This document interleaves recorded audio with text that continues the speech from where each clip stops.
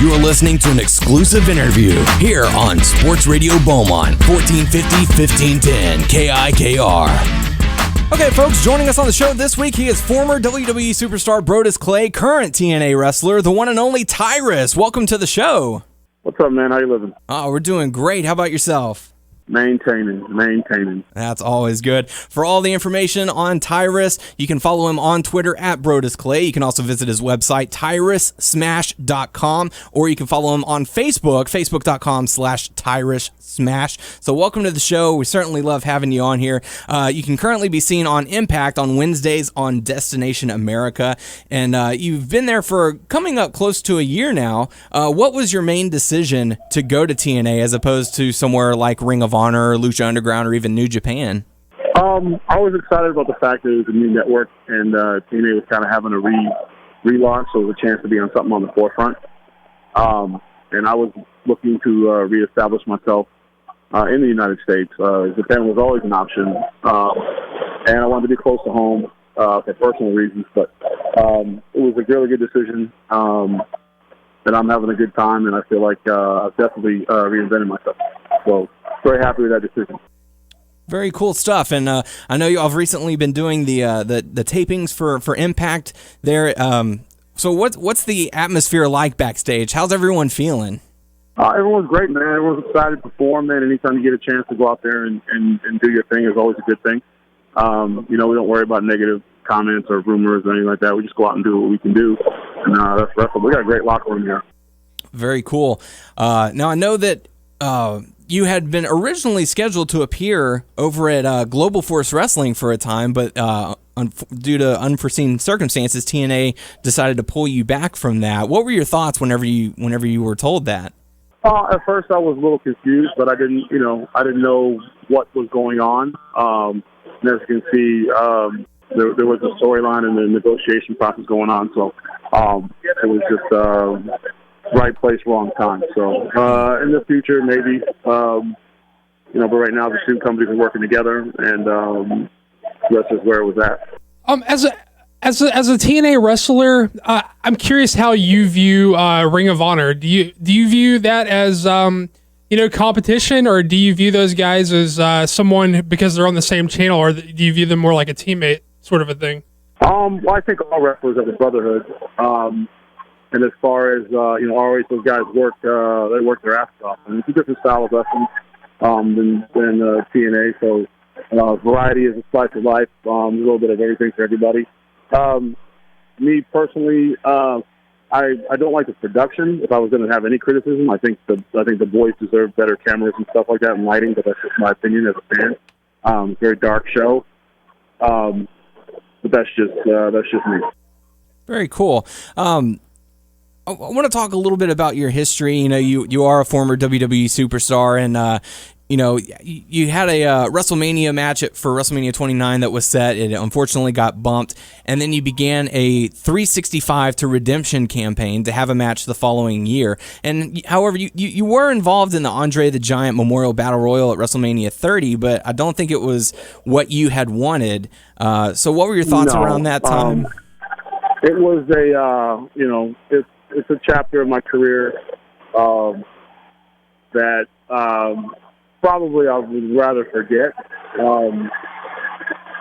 But it was you don't get many opportunities at WrestleMania, so to lose the match at WrestleMania was heartbreaking.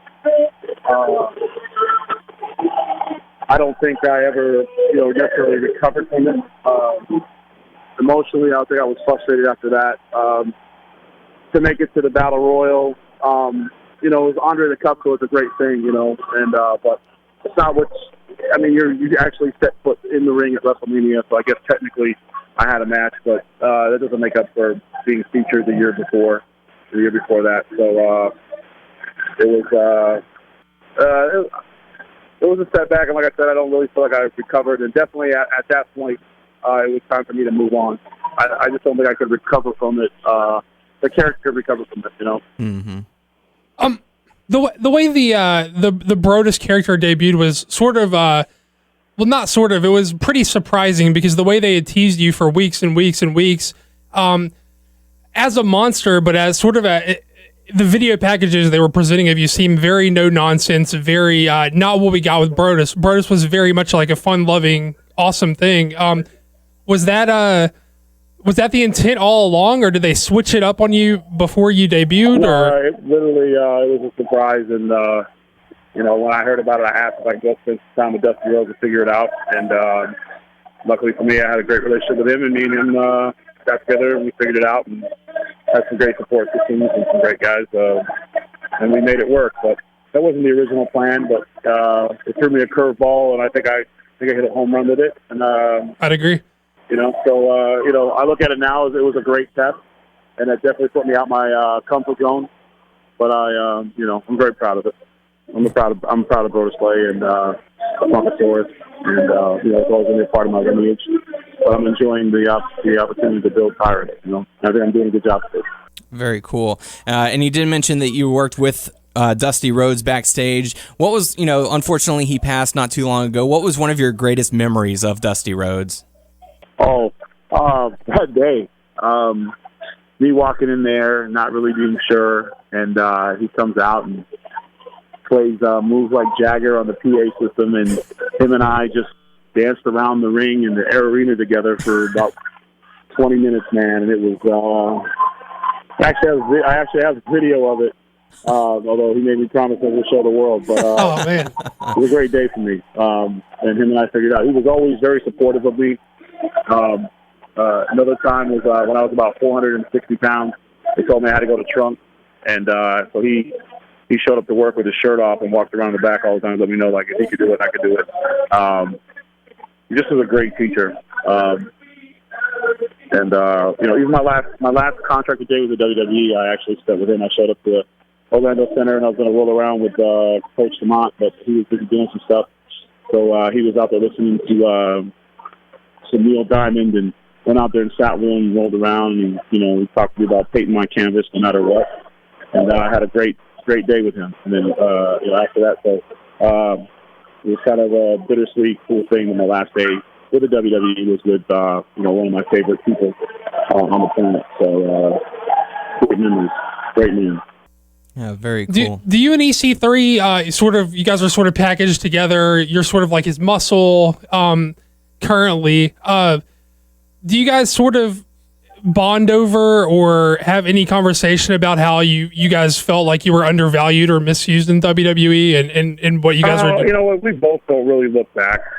We have a great personal friendship, and we have a brotherhood, and success is the best revenge. And we're the best 1-2 punch in wrestling right now, I would argue. And and being an enforcer for him is a cool thing. So.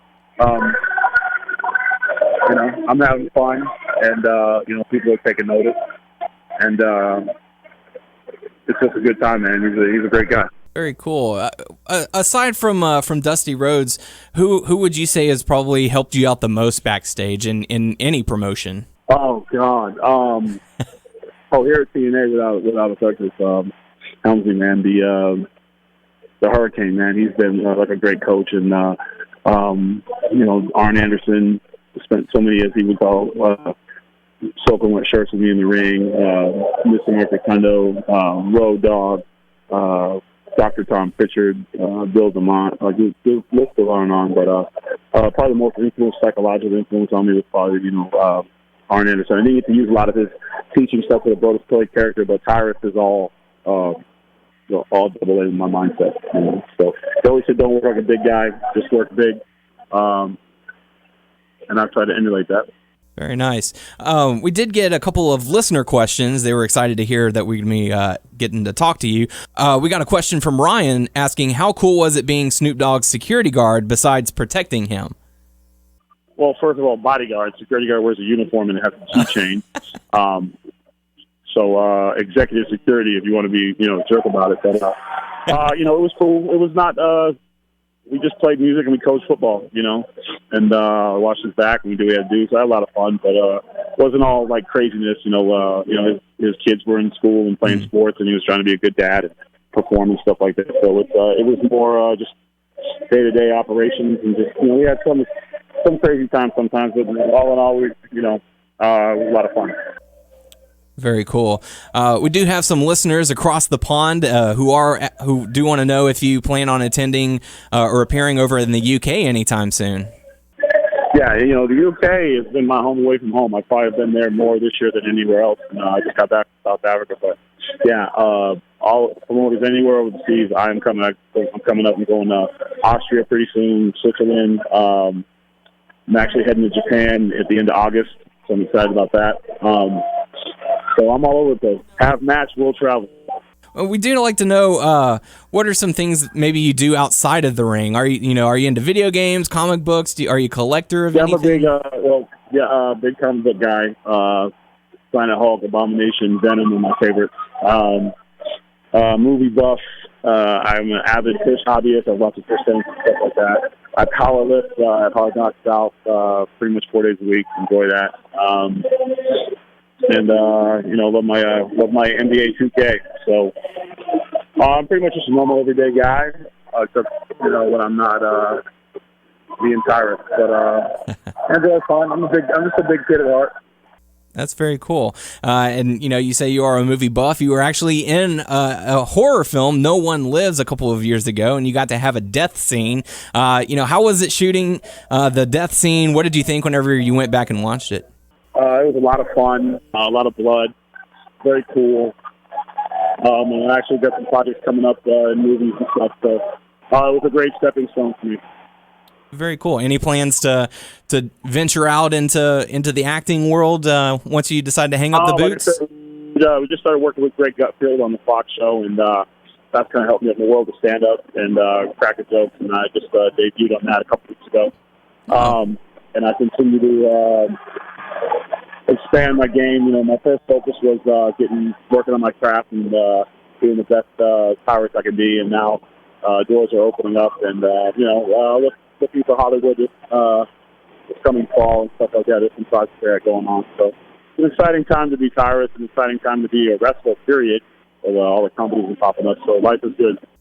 Definitely. And we do have one more question for you before we let you go, and it's one of the favorites that I like to ask. Are there any on-the-road stories that you could tell, any kind of personal experiences that you had on the road that not many people get to hear about? Yeah, Heath Slater is the worst DJ in the history of traveling in a car. Oh, really? Every song has stories. We got a 5-hour, I love this song, man. This reminds me of my grandfather, and I was like, and it doesn't matter, and if he doesn't know the name of the song, he describes it to you. Hey, man, what's that one song about the girl who loves you? Bro, there's about 10 million of them. No, one where she, loves him. And then if you don't know, he's like, well, you don't know because you're stupid. And then I usually pull the car over and be like, what'd you say? I was just joking. He's leading more than nothing. So he's my favorite person in the world and also the one I hate the most. But, yeah, it was never a dull moment in the car with him. A definite love-hate relationship. Yes. Well, very cool. Well, like I said, you can follow you on Twitter at Brodus Clay. You can also visit your website, TyrusSmash.com. You can go to Facebook.com/TyrusSmash as well. Thank you very much, and have fun at the tapings. We appreciate your time. Thank you very much, man. Thanks, Tyrus. Have a good one.